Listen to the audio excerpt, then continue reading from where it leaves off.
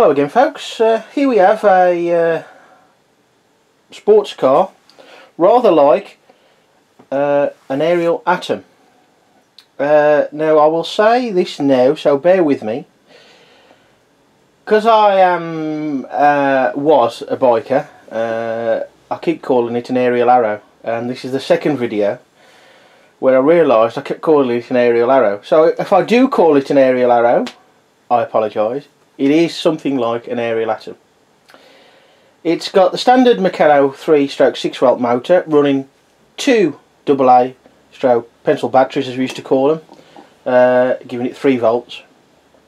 And there ain't that much in the way of notes for this one, which is a good thing because I can't read this lot either. About a 2.5 hour build, nothing really tricky at all. The downsides, or side if you like, the rear axle is slightly bent, which is probably common for Meccano axles, which shouldn't be really, but it is. Triaxles, of course, as is what most things are these days, unfortunately. After making several models now with the multi-model sets, most of which use the triaxles, although there are standard axles here and there. Those that you don't know, I'm currently making a Land Rover 101 forward control. Its the rule is it can only be made from current parts. So in the main, current multi-model sets, although there are a few parts from some of the Rabbit sets actually, but they are standard parts. That's proved quite awkward with triaxles and having to stick to the standard parts available now. But that's what makes it different, I suppose. But well, we'll cross all those bridges when it's finished, and I'll do the video for that. So the two, well, one awkward thing, which shouldn't really be, but it is mainly to do with shiny new parts. I say about a 2.5 hour build.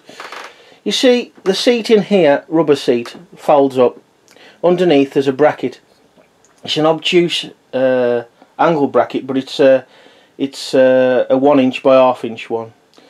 What it does, it creates the angle of the seat, as hopefully you can see there.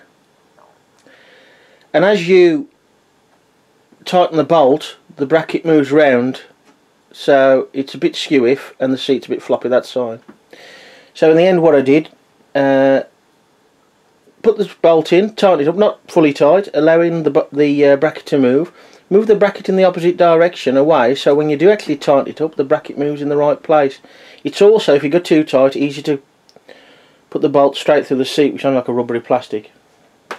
The only other issue, and this was really down to the instructions not showing it clearly, or even the picture on the box.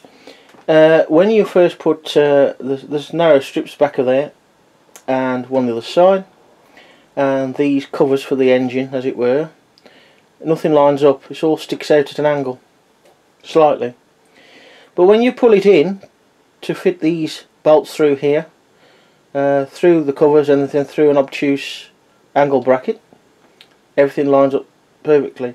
It's not exactly hard to do, it's just that it doesn't show that on the instructions or the pictures, or not very well, so it is awkward to work that out. You pull it in, it lines up, you're thinking something's wrong, but it's not.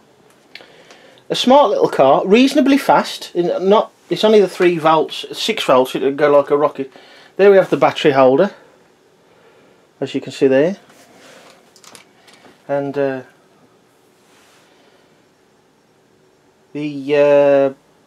thing that could let it down on slightly uneven surfaces, the switch for the battery only just clears the floor, but it is quite reasonably fast. The first test run, which was done at work on carpet tiles, which it run quite well on, there's room there to let them go. Unfortunately, like most models, they don't run straight, even though care has been taken to make sure everything's straight. And it pulled left, the front hit a cabinet, and bent the front end up a little bit. It wasn't too hard to straighten out, but you really need a couple of people to help you run these models and video at the same time. And because of not having enough people to help out at the moment to, if you like, drive the models, cache them while I'll video them, we're using the Meccano rolling road built for the Mammoth mobile steam engine range, because rather like these vehicles, there's no room to do them in here. The carpets will slow them down if not stop them, and outside's no better. So let's give it a go. We'll have to pick it up to put it on because it's so awkward to get the switch. I'm going forward. I'll just flick it over forward. There's no need to tie this one down on the rolling road because it butts up quite nicely at the front.